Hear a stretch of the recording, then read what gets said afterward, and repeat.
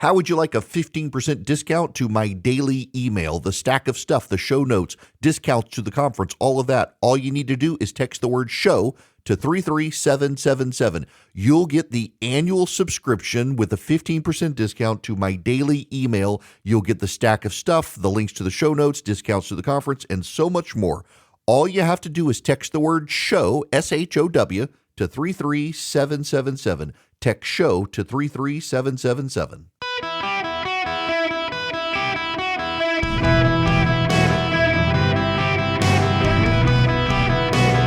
Welcome to the Eric Erickson Show podcast, Hour 2. Hello, America. Welcome. It's Eric Erickson here across the United States. The phone number, 877-973-7425. Should you wish to be on the program, I would be delighted to help you. I want to go down a little bit of a rabbit hole. It very inside baseball, I realize, but this is one of those things you guys need to know about the dynamic. The Trump campaign team this time was overseen by a lady I don't know named Susie Wiles. I criticized her once several years ago about some bad endorsements Trump had given that were going to blow up in his face, and I had been led to believe by several people that she had pushed Trump to make those endorsements. And it looks like it was axe grinding by other people at the time.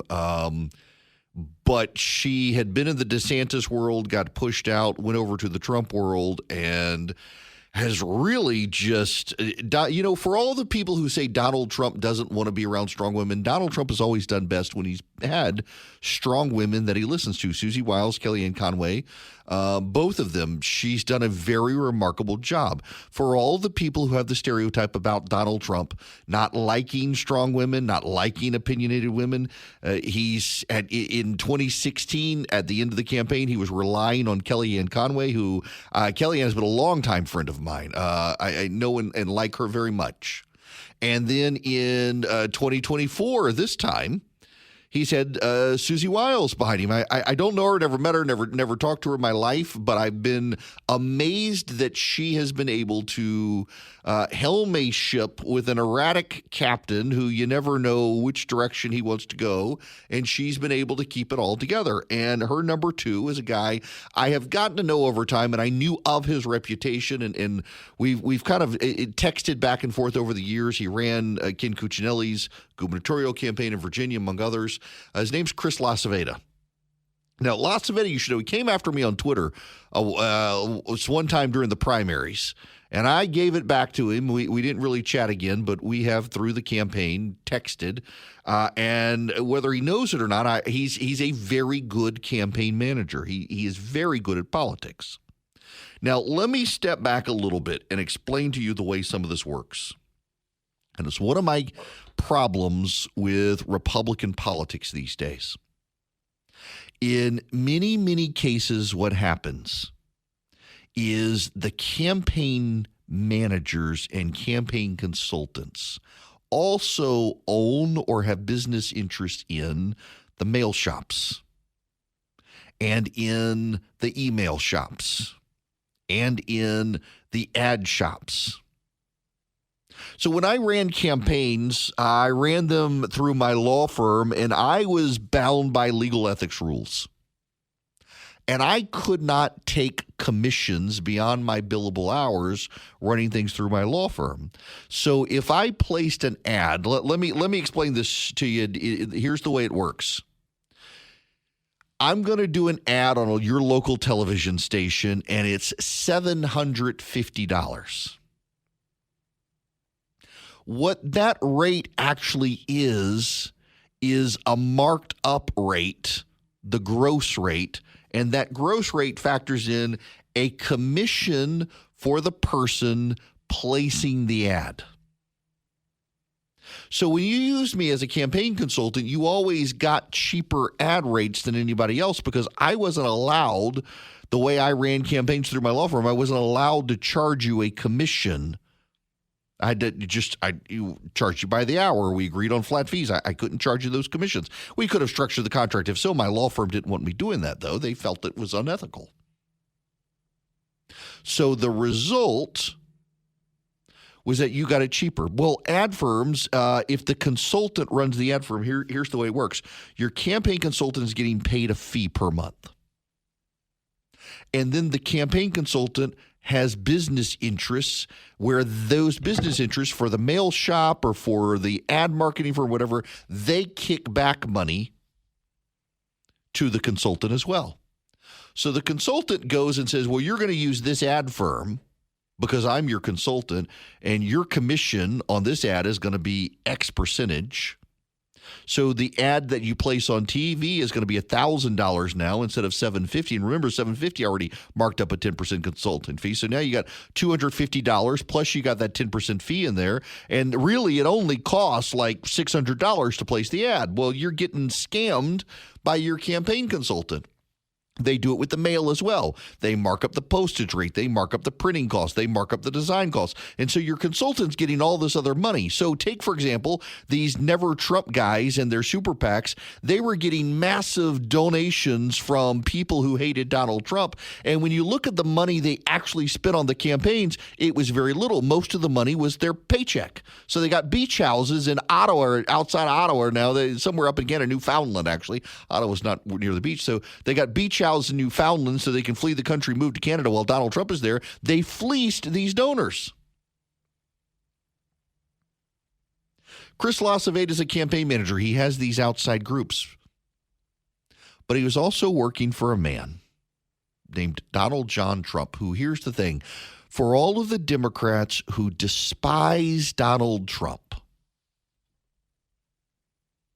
Donald Trump really hates the idea of the people around him cheating his voters and grifting off his voters.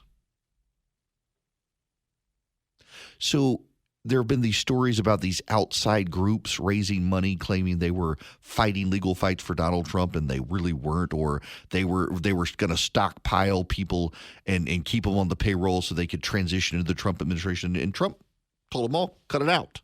Cut it off. If you're going to send money, send it to his campaign. Stop grifting off his name. Stop using his name.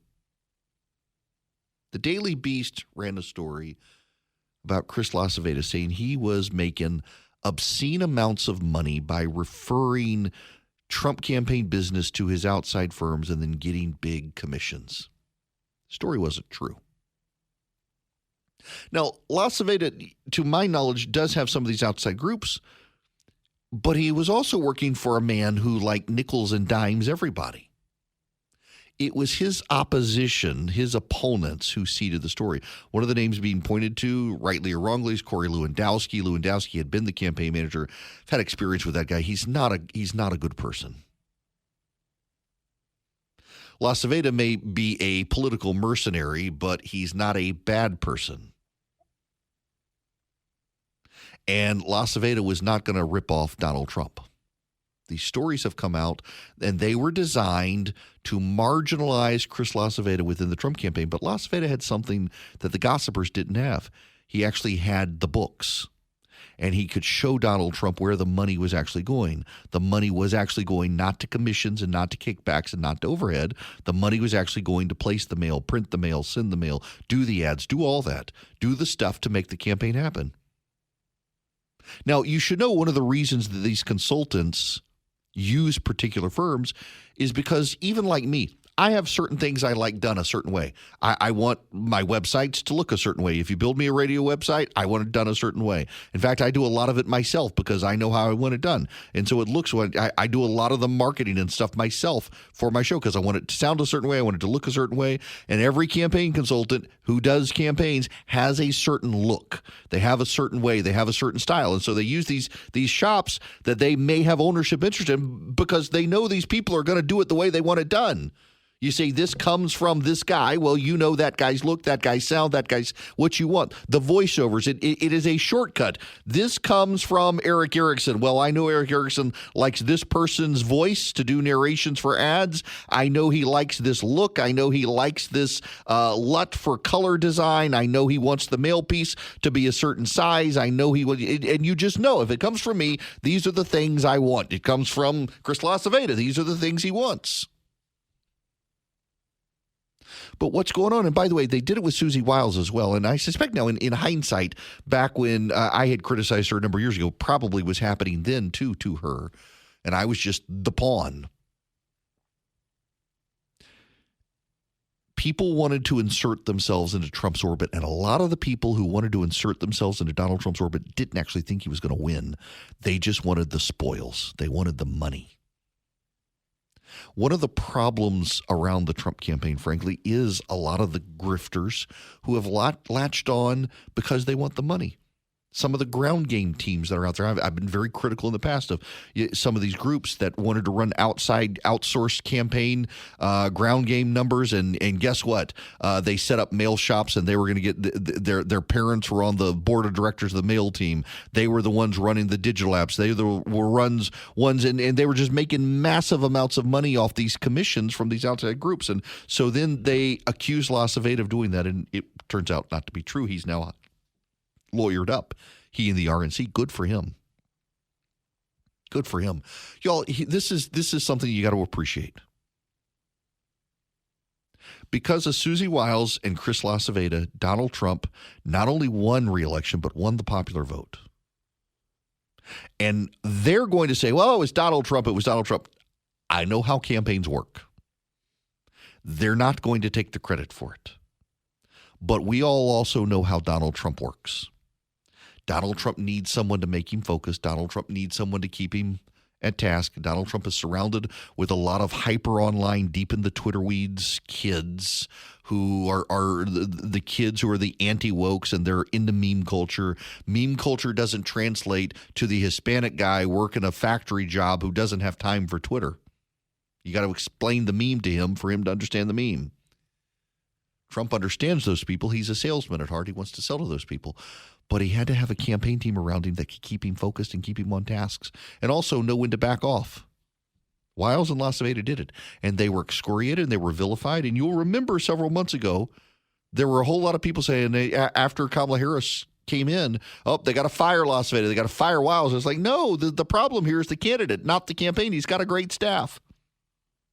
Lewandowski is alleged to be one of the people who was seeding the stories, trying to execute a coup within the Trump campaign team to oust him. So today, LaCivita put up a picture of Tony Soprano, and it was just Tony Soprano giving a middle finger.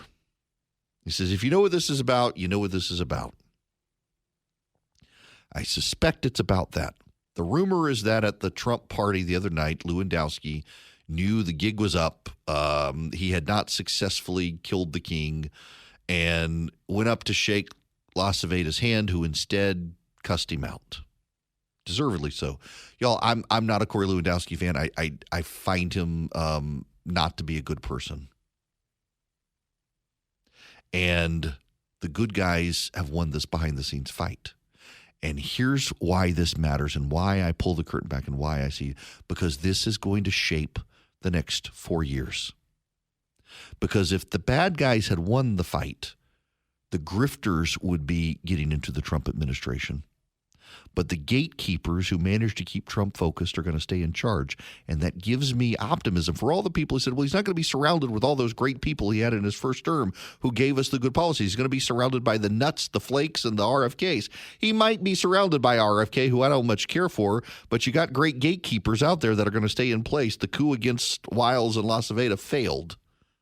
And that's a good thing, because it means Trump's going to continue to be surrounded by the people who gave him good advice, kept him focused, kept him on task, and got him the popular vote, and has now killed the last remaining Democratic talking point against Republicans, is that you may win the Electoral College, but you cannot win the popular vote.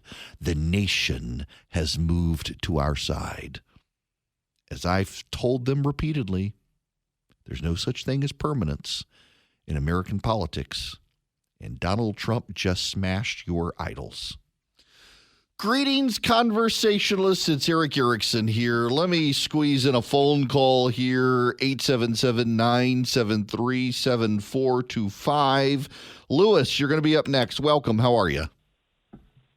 Hey, Eric. I want to ask you, when you growing up in Dubai and your dad working over there in international waters over there, when we were having presidential elections in the U.S., what kind of conversations were you hearing over there about our elections, and what side did places like Dubai and India, who would they want to win?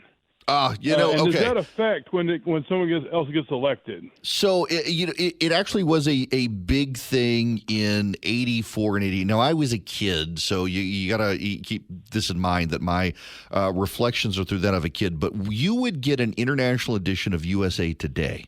And that was the newspaper that the Americans read, and it came out every day, and it was the fresh news that you would get in the U.S. It wasn't delayed.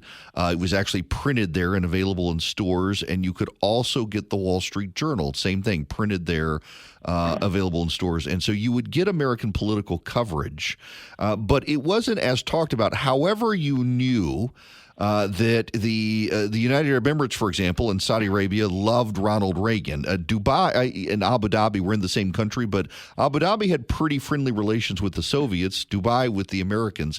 India and Pakistan were interesting because the U.S. for a very long time had better relations with Pakistan than India, and those began to shift. It's interesting, actually. The Prime Minister of India tweeted out last night that he had a great conversation with his good friend Donald Trump and was so happy for him winning the election.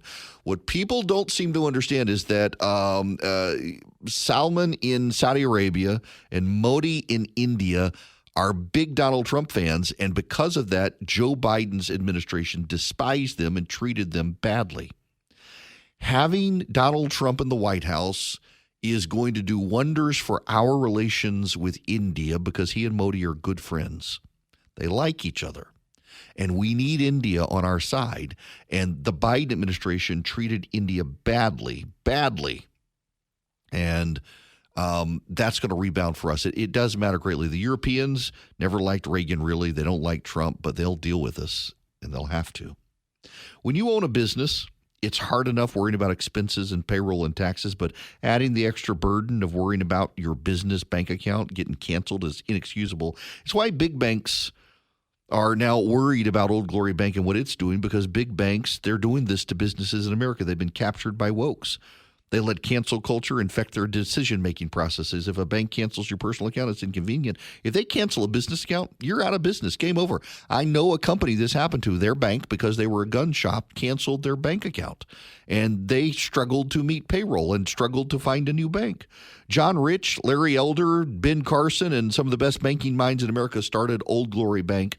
It's a pro-America online bank. It's based on privacy, security, and liberty. No law-abiding American should ever have their bank account canceled because of the business they're in. So cancel your business banking before it cancels you. Use Old Glory Bank. Go to oldglorybank.com. Oldglorybank.com. It literally is my bank as well. Oldglorybank.com, member FDIC, equal housing lender. Terms and conditions apply. Oldglorybank.com. I've gotten a question I want to answer from a friend of mine, and if he's asking, probably a lot of people are asking us, and he's saying, why are so many states west of the Rockies still at like 80% when everybody east of the Rockies is done for the most part?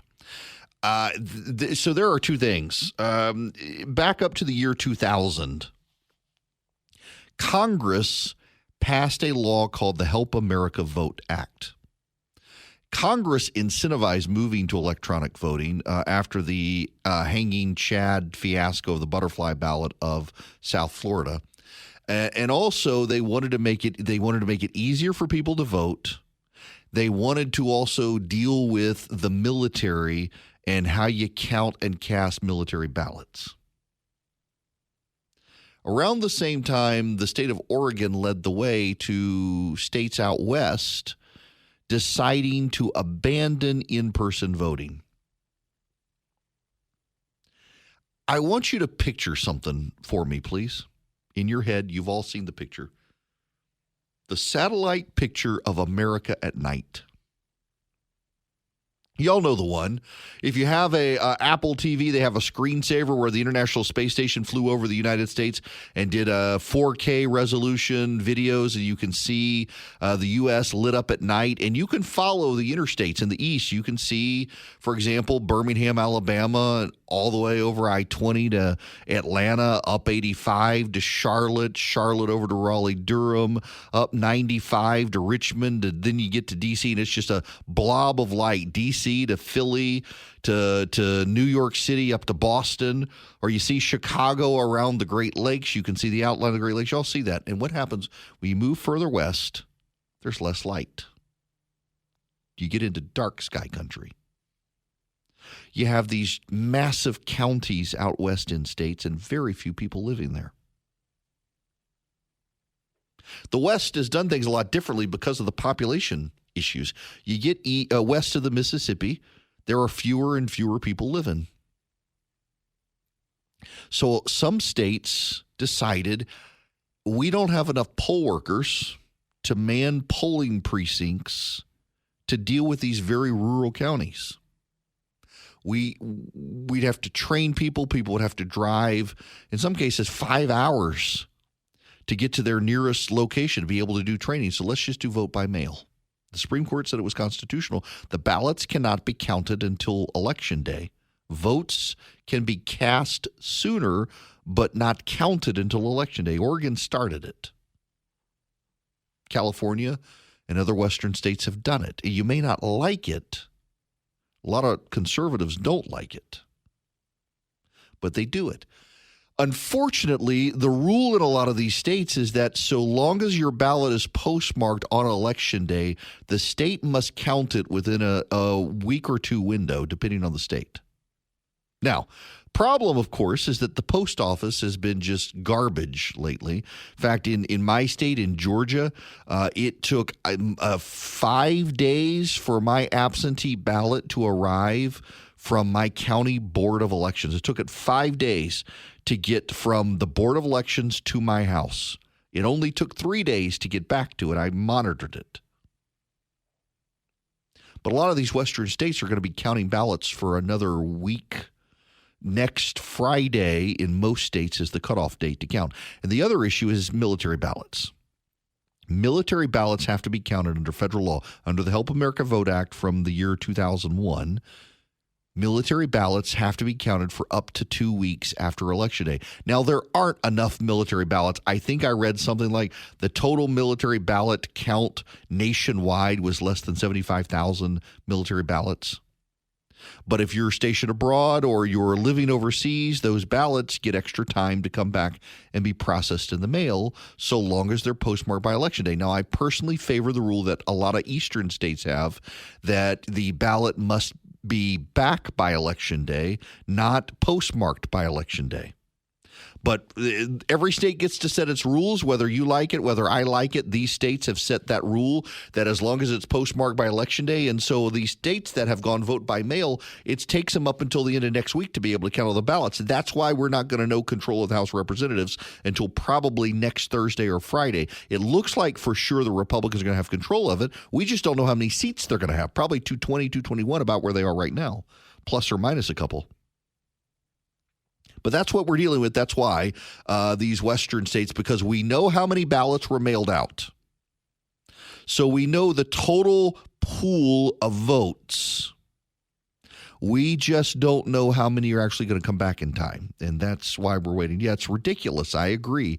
I totally agree. The problem's gotten worse over time. Vote by mail did this. But there's nothing you or I can do about it. We just got to wait. Now, I will tell you this again. Republican poll workers and watchers are not raising alarms at this moment about it. What happens is when the votes come back, they're pooled, and there's a Republican and Democrat observer in every county at the Board of Elections to make sure there's no hanky-panky. And they do audits, all those sorts of things. It's a very transparent process. Republicans and Democrats both get to watch it.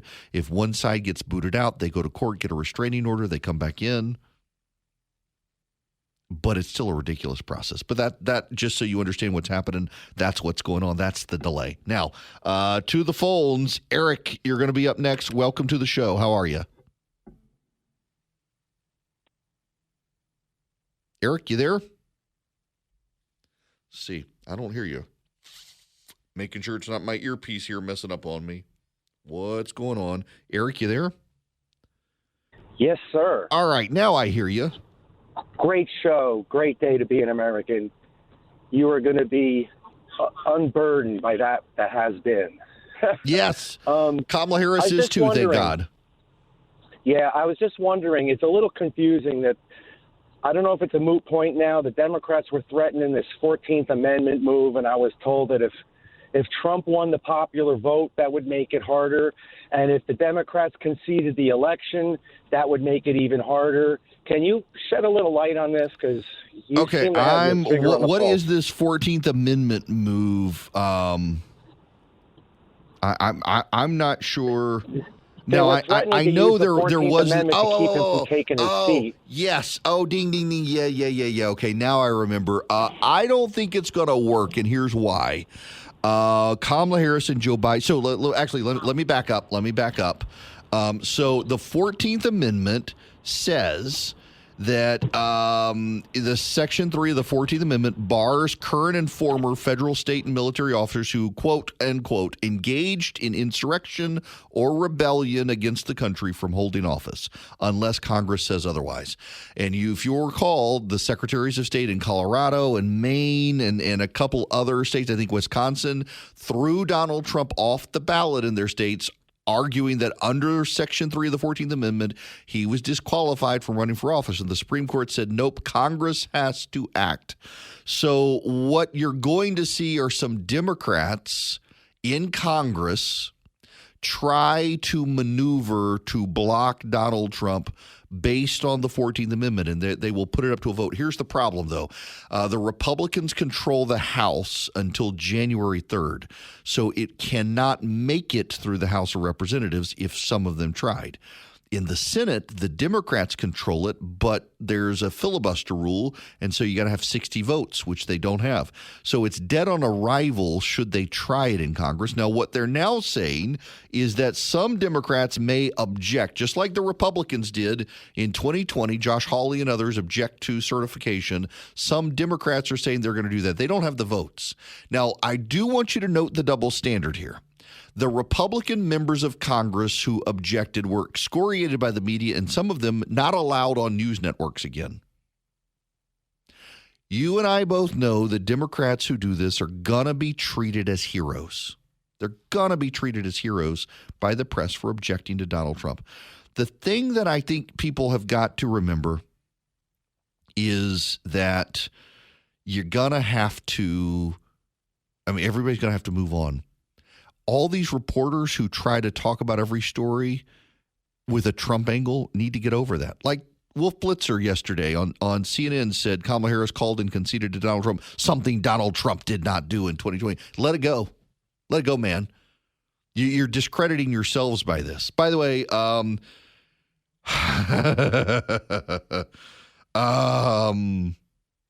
well, I'm just going to roll the tape. There's some breaking news. Y'all just, this is Jake Tapper from CNN. A big question yet to be answered with Donald Trump's election. What happens to his criminal and civil cases? Let's bring in CNN Chief Legal Affairs Correspondent Paula Reed. Paula, in just 20 days, the president-elect is due to be sentenced for those 34 felonies he was convicted of in the New York hush money cover-up case. You have some new reporting on that.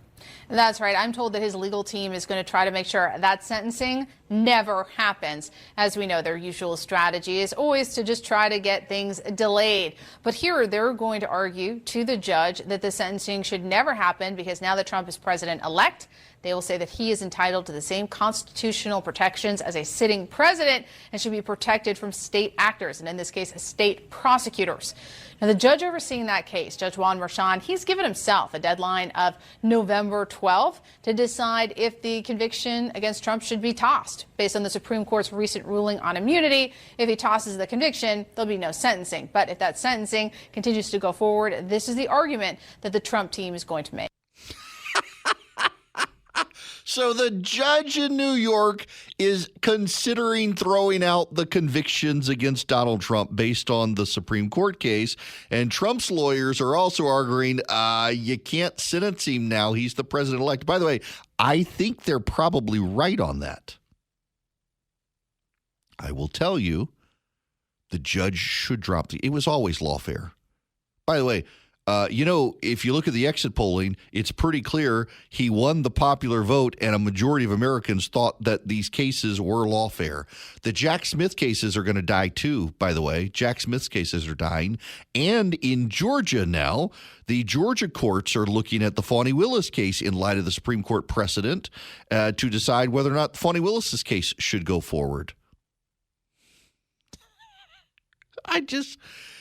Y'all pour one out for the poor progressives who ensured us that these were legitimate cases and they were going to throw Donald Trump in jail. They never got the man. The amount of energy spent by the left to throw Donald Trump in jail over the past 3 years could have powered the planet the entire time.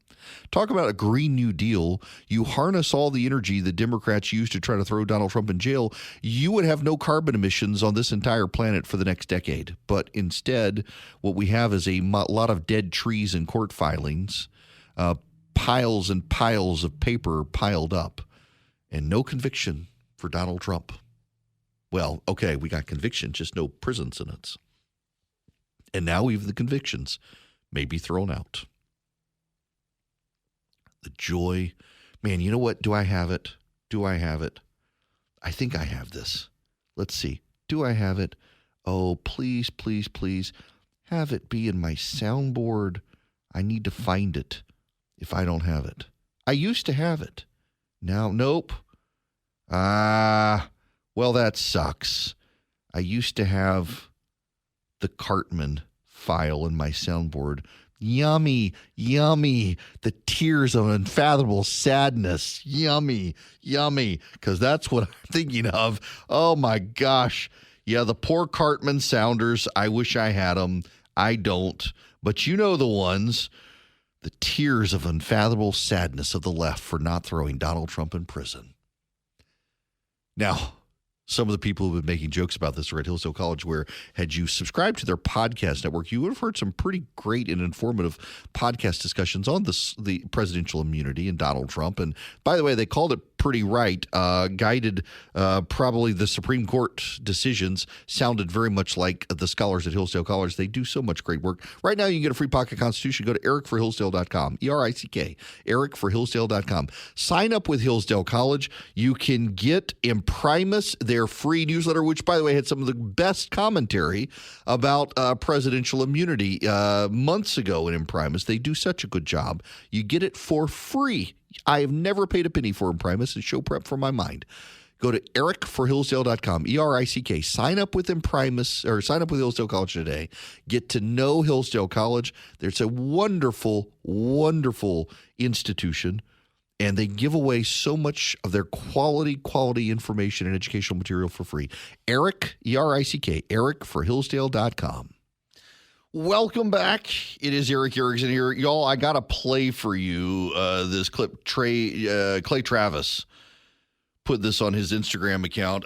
Here's the caption. Democratic political analyst brags about Harris's win. This is a video this woman who claims to be a political analyst put on social media on the night of the election. Okay, so we're closing in on almost 5 p.m. Eastern time, and I've been tracking everything that's been going on across the country today. And my most important encounter was when I went out to get my champagne. I was talking to the guy in the store, of course, asking him, did he vote? And he said he did early voting, and he asked me if I early voted. And he asked me, why I was getting the champagne. And I said, because I'm going to be toasting Madam President tonight. And he just looked at me with kind of like a smirk on his face. And I said, she's going to win this, right? And he says, oh, well, it's very, very close. And I said, no, it's not. He says, well, what do you mean? I said, no, it's not. The women of America are making their voices heard. Reproductive rights is what it all comes down to. And the women are voting in numbers relative to men. She's won this. And I said to him, she's going to take every one of the swing states plus Iowa. And he said, oh, but the numbers are so close. I said, I'm a political analyst. I'm telling you right now, the numbers are there. She's taking this election. And then I said to him, you realize, and he didn't tell me who he voted for, but of course I knew. And I said, you do realize you wasted your vote, right? And I didn't care. And I walked out with my bottle of champagne and happily walked home. Oh, my gosh. We need a well check on this woman's stat. Oh, the tears of unfathomable sadness. Yummy, yummy, you guys. The smugness of this woman. Reproductive rights. This election was all about reproductive rights. No, it was not. In fact, I want to play you this. This is Julie Rodzinski, who is a Democratic campaign consultant, co-founder of Lift Our Voices. I want you to listen to this from CNN. No, I'm going to speak some hard truths to my friends in the Democratic Party. This is not Joe Biden's fault. It's not Kamala Harris's fault. It's not Barack Obama's fault. It is the fault of the Democratic Party in not knowing how to communicate effectively to voters. We are not the party of common sense, which is what the message that voters sent to us. For a number of reasons. We don't know how to speak to voters.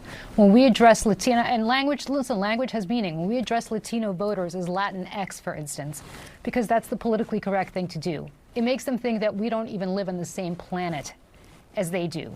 When we are too afraid to say that, hey, college kids, if you're trashing a campus at Columbia University because you're unhappy about some sort of policy and you're taking over a university, and you're trashing it and preventing other students from learning, that is unacceptable. But we're so worried about alienating one or another cohort in our coalition that we don't know what to say when normal people look at that and say, wait a second, I send my kids to college so they can learn, not so that they can burn buildings and trash lawns, right? And so on and so forth. When we put pronouns after names and say she, her, as opposed to saying, you know what, if I call you by the wrong pronoun, call me out, I'm sorry, I won't do it again, but stop with. She's not wrong, although the pronoun stuff is absurd. The they, thems, the zers, as long as the Democrats are still wedded to that, they're still out of touch with most Americans.